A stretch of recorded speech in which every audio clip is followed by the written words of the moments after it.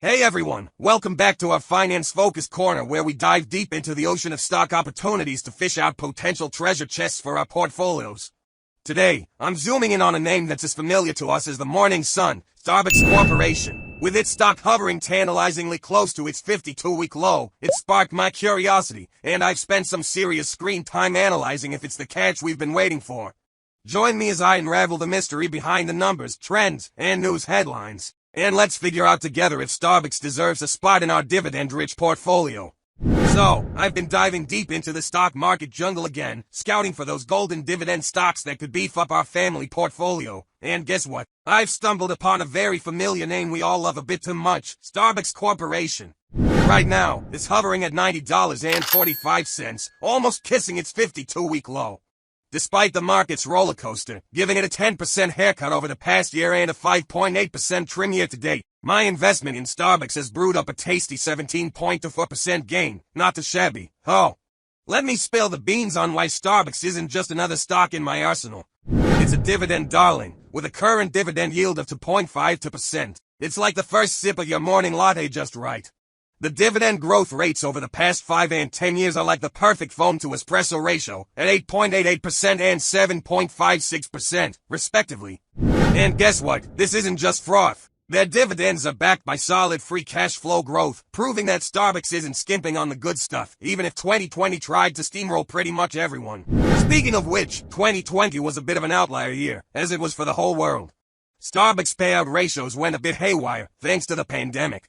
But, as of 2023, we're looking at a much healthier 66% payout ratio. It shows they're back to their robust self, making smart moves, not just in brewing coffee but in their financial strategies too. Now, let's stir in some recent developments. SBUX recently shook up its management, promoting Michael Conway and Brady Brewer to beefier roles. The market's reaction: a tentative thumbs up, but it's not all smooth brewing. SBUX is feeling the heat from boycotts in the Middle East, a reminder of how global events can spill over into our investment cups. Plus, there's the slowdown in China, SBUX's second largest market, which could add a bit of note to future growth expectations, yet it's not all gloomy. SBUX is strategic, focusing on digital innovation, global expansion, and efficiency improvements, all while nurturing its partner-employee culture. This blend of strategies could be the secret sauce to weathering current storms. Now, let's talk numbers because, at the end of the day, that's what really counts, right? I've crunched the numbers, factoring in everything from Graham's valuation to discounted cash flow analysis. The verdict: SBUX looks undervalued. The intrinsic value calculations suggest the stock's current price might be more of a discount than a downturn, making it potentially a good buy, especially for a dividend-seeking investor like myself. The concerns in the Middle East and the Chinese economic slowdown are definitely wrinkles on the froth, but let's not forget the loyal customer base SBUX boasts in the US and globally. These might be turbulent times, but the company's strong foundation and strategic focus could mean these are merely short-term headwinds. So, what do you think? Is it time we added a bit more SBUX to our portfolio, betting on it for the long haul? Let's brew over this some more, and there you have it, a thorough deep dive into SBUX. From its current market standing right down to its dividend prowess and how global events are stirring the pot. Investing is not just about crunching numbers.